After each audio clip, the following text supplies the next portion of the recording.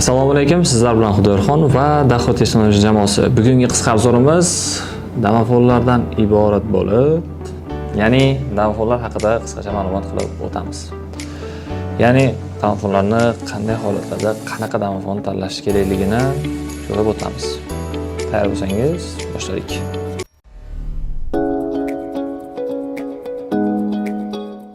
Xo'sh, ko'z oldingizda 3 xil monitor va bitta biznoy panelda ko'rsatganmiz. Bular hozirgi holatdagi byudjetli variantlar. Juda ham talabga ega variantlarimizdan iborat. Birinchi o'rinda aytib o'tib ketmoqchimanki, damofonni tanlashga kelganingizda ikkita faktor основной bo'ladi. Birinchisi bu klientingizning byudjeti. Ikkinchisi bu dizayn ko'rinishi, ya'ni ko'zga qaysi biri tashlanadi birinchi o'rinda. Uchinchi, to'rtinchi faktorlar bu funksionallarga iborat. Dahoda oddiy villa rejimdagi, ya'ni oddiy xonadonlarga qo'yiladigan maksimalniy tartibimiz bu 10 ta monitor va 20 ta biznoy panel. Bu degani bitta monitorimiz 9 ta o'ziga qo'shimcha monitorlardan qo'shsak bo'ladi. U degani nima, men 10 ta monitordan oshig'iga qo'ya olmaymanmi degan savollar tug'ilishi mumkin. Bu birinchi o'rinda oddiy xonadon, qaytarib o'taman. Bu umumiy kompleks emas, ya'ni katta kompleks emas. Xo'sh, yo'q, bari qo'shsangiz bo'ladi. Biz o'z ko'zim bilan ko'rgan joylarim bo'lgan, oddiy xonadonga 16 ta monitor qo'ygan joylari ham bo'lgan. Hammasi patriotga ishlaydi, как положено. Xo'sh, bundan chiqdi.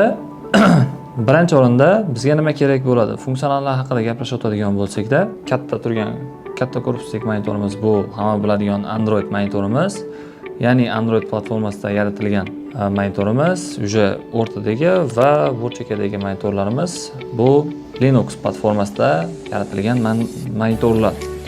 Biznoy panelimiz eng byudjetli seriyalardan biri, eng dizayni ham yaxshi ishlab chiqarilgan, shuningdek bu O'zbekiston Respublikasining hududida juda ham talabga ega oddiy biznoy panellarimizdan biri. Sababki bu dizayn chiroyli chiqqan, shunga yarasha narxi ham arzon va biznoy panelimizning kamerasi 2 megapikselga ega, shuningdek biznoy panelimizga brelok yoki karta qo'shib qo'ysangiz bo'ladi. Shuningdek buni dinamika juda ham baland va qo'shimcha buni защитный korpuslari ham bor, ya'ni kepkachaga o'xshagan bir qo'shimcha qoplami ham bor. Buni sababi ko'cha tarafimizga qo'yadigan bo'lsak, balkim ochiqli joy bo'ladigan bo'lsa, yomg'ir va shunga o'xshagan joylar linzasiga tushib, siz monitordan ko'rib turganingizda linzasi ispachkanli bo'lmasligi uchun bu korpuslar dizaynli bor, ya'ni korpusning ichida chiqadi. Obzorimizni birinchi o'rinda Android monitordan boshlaymiz, sababki bu eng kattasi, qo'limga birinchi bo'lib tushganlardan biri bu. Xo'sh, birinchi ko'rishda aytadigan narsamiz bu 10 dyuymlik monitor, ya'ni ekran 10 dyuymlik. Shuningdek, bokovoy klavishasi bor, bu blokirovka va razblokirovka ekrani qilish uchun. Oldingi monitorlarimizda biz kutib turardik monitorimiz o'chishini, hozirgi esa uje bokovoy klavish orqali o'chirsangiz ham bo'ladi yoki sensorli knopka orqali, touchpad orqali ham o'chirib yoqsangiz bo'ladi monitorni. Shuningdek, orqa tarafida ko'radigan bo'lsak-da, suxoy kontaktlari uchun portlarimiz bor, mavjud.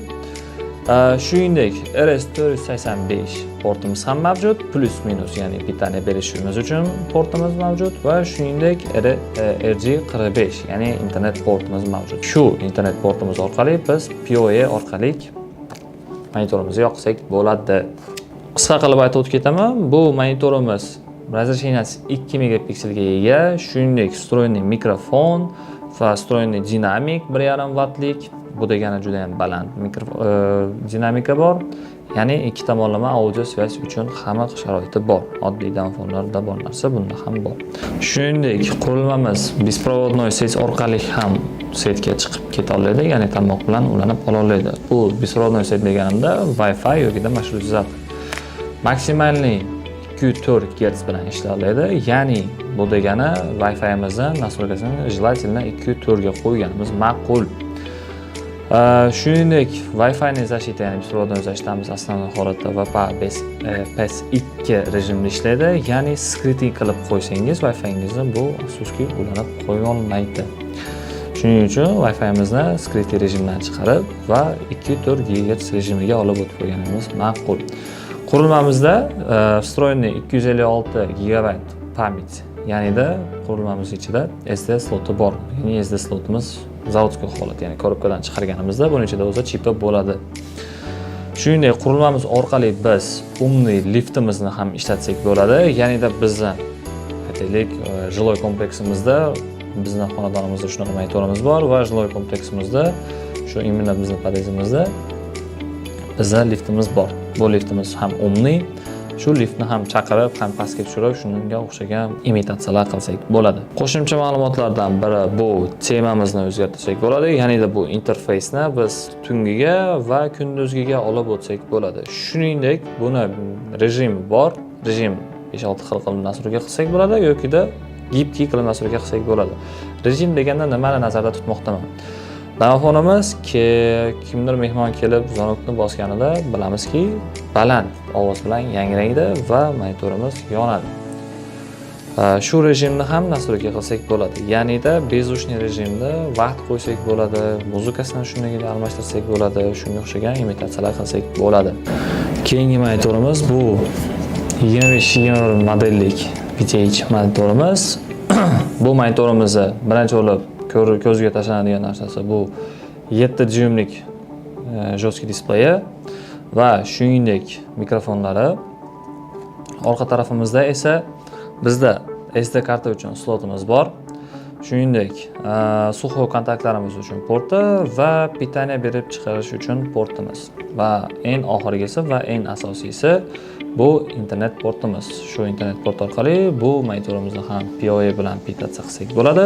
Ya'ni PoE orqali bu monitorimizni yoqib setga chiqarib olsak bo'ladi. Oshiqcha kabel, oshiqcha narsalarni ulamasdan. Shuningdek, dinamik ham bor orqa tarafida. Xo'sh, bu monitorimiz ikki xil variantda keladi. Ya'ni bittasi Wi-Fi ni, bittasi bez Wi-Fi ni. Uni endi o'zingizni xonadon qo'ymoqchi bo'lgan xonadoningizga bog'liq, qaysi birini tanlashingizga qisqa qilib ma'lumot qilib aytib o'tib ketmoqchimanki, bu monitorlarimiz zavodskiy holatda o'zini interfeysi bor. Ya'ni interfeys oddiy monitorlarga qaraganda o'zini interfeysi sal ajralib turadi. Menimcha buni ko'p odam уже ko'rgan. Interfeys oq svetda bo'ladi va sal o'zgacharoq bo'ladi. Bu interfeysni biz proshivka orqali boshqa o'zimiz bilgan, o'zimiz tushungan interfeysga almashtirib olib o'tsak. Bu monitorimiz 2 megapikselli razрешениyaga ega. Shuningdek, monitorimizni maksimalniy kodek shatiyasi 265, ya'ni H265 kodek shatiyagacha videoda hajmlab bera oladi. Shuningdek, qurilmamizda orqa tomondagi portlarimizni biz 6 ta trevojniy vxod va bitta trevojniy vyxodimizni xohlaganimizcha nastroyka qilsak bo'ladi. Bunga biz qo'shimcha misol uchun knopochka ulab qo'ymoqchimiz. Aytaylik, bir darvozamizda bu o'zini panel kamlik qilmoqda. Biz oddiy bo'ladi-ku, eski xonadonlarda oldin qo'yilardi-ku, shunaqa trevojniy knopka qo'yganmiz. Shu trevojniy knopkani chalgan paytda bizda hamma monitorlar emas, balkim bitta shu kabel orqali ulangan monitorimiz jirallash kerak. Shu narsani ham realizovanniy qilsak bo'ladi. Shuningdek, monitorimizga 32 ta kanal kamerani qo'shsak bo'ladi. Bu degani bu vizivnoy paneldan tashqari bo'lgan holatda 32 ta kamerani ulasak bo'ladi. Bizda shunaqa variantlar chiqib qoladiki, ustalardan savol. Kameram IP emas, balkim analogik kamera. Lekin analogik kameram, ya'ni AGCV kameramni kallasi, ya'ni registratori, miyasi setda bor. Setivoy kabel borgan. Bunga ham, unga ham hamma ulangan. Xavotirga o'rin yo'q. Biz shu registratorni kanalini olsak bo'ladi o'zimizga. Keyingi monitorimiz esa 26-21, ya'ni bundan oldingi monitorimizni akasi deb hisoblanadi.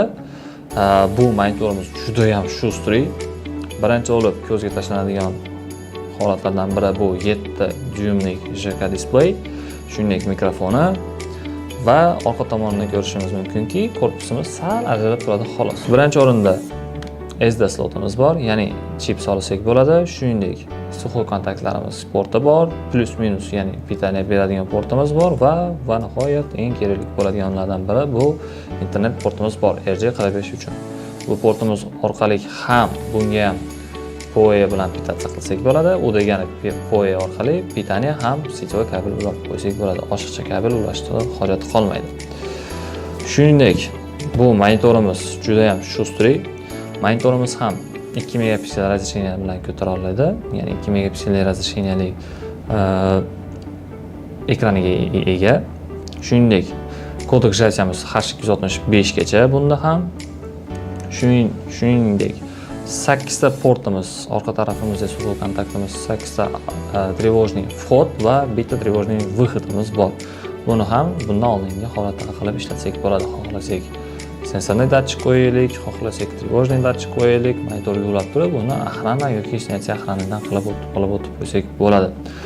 Shuningdek, monitorimiz orqali biz vizimnoy panelimizga kartochka qo'shib chiqarsak bo'ladi va shunga o'xshagan imitatsiyalarni qilsak bo'ladi. Bu monitorga ham 32 ta kamera ulasak bo'ladi yoki 32 ta kanal ulasak bo'ladi. Xo'sh, va nihoyat vizimnoy panelimizga ham navbat keldi.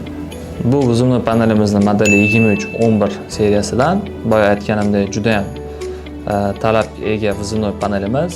Sababki 2 megapiksel 110 gradusda oladi, 25 kadr sekunda oladi. Shuningdek, plastikli korpus, IP67, u degani vodostoyki va pili защитasi bor. Qurilmamiz mutlaqo poyadan pitaniya oladi. Balkim poya bo'lmasa-da, bunga plus-minus 12 volt ajratib ulab qo'ysangiz bo'ladi. Orqa tomonida suv kontaktlarimiz bor. Qo'shimcha darvoza yoki shunga o'xshagan zamoklarni ulasangiz bo'ladi. Ya'ni magnitli zamok bo'lishi mumkin, mexanический zamok bo'lishi mumkin, ulasangiz bo'ladi. Shuningdek, qurilmamizda RS485 portimiz ham bor va отдельный reset tugmachamiz bor.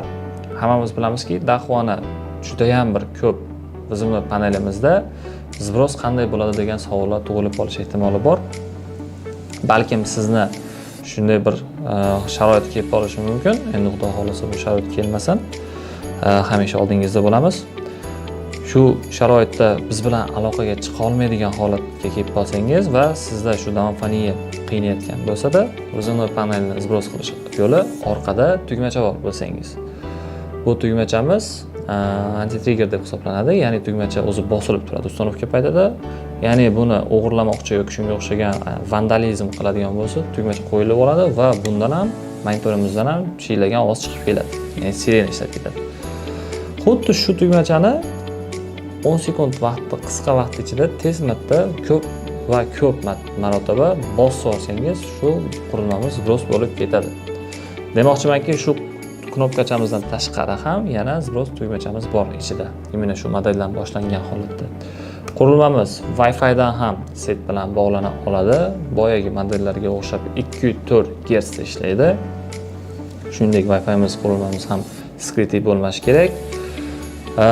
Xo'sh, yana qo'shimcha ma'lumotlardan aytib o'tib ketmoqchiman. To'shda bunda vizimnoy viziv chorganimizda biz audio сообщение shunga o'xshagan сообщениyalarni qoldirib ketsak bo'ladi. Ichidagi slot pamyati 256 GB ga mo'ljallangan, ya'ni chip solib qo'ysak bo'ladi. Ko'rishingiz mumkin tagida qismida. Bu общей сложностью 8 minutagacha log saqlab oladi o'ziga. Shunga o'xshagan holat. Hozirda o'z qisqa obzorimiz o'z nihoyasiga yetdi. Sizlardan so'rab qolamanki, shu obzorimiz sizlarga yoqqan bo'lganligini umidamiz va shuningdek, bugungi obzorimizda sizlar tushunib yetdingiz degan umiddamiz. Ya'ni-da obyektga borganimizda klient birinchi o'rinda byudjetiga qarab, ikkinchi o'rinda shu vaziyat, ya'ni texnik zadaniyaga qarab qurilma tanlashingizni so'rab qolamiz.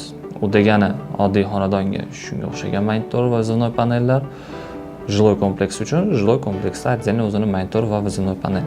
Ko'proq holatda shu monitorlarni ham ishlatsangiz bo'ladi, lekunda vizimnoy panel almashadi. Shundan kelib chiqdiki, hammamiz уже menimcha tushunib yetdik, qanday holatda qaysi monitorni ishlatganimiz ma'qul. Misol uchun aytaylik, bu biragi holatlar bo'ladiki, unchalik funksional talab qilinmagan joyda ham qimmat qurilma qo'yilgan bo'lishi mumkin. Shuningdek, ko'p funksional talab qilingan joydaki, usto borib arzon modelni qo'yib, ustanovka qilib ishlatib kelgan bo'lishi ehtimoli ham bor. Bu hamisha sizning o'zingizning fantaziyangizga bog'liq, ya'ni oddiy narsadan ham biz juda umumli narsani yaratib olsak bo'ladi. Sizga yoqqan degan umiddaman. O'z nihoyat sizga yoqqan degan umiddaman. Marhamat, keyingi ko'rishguncha xayr.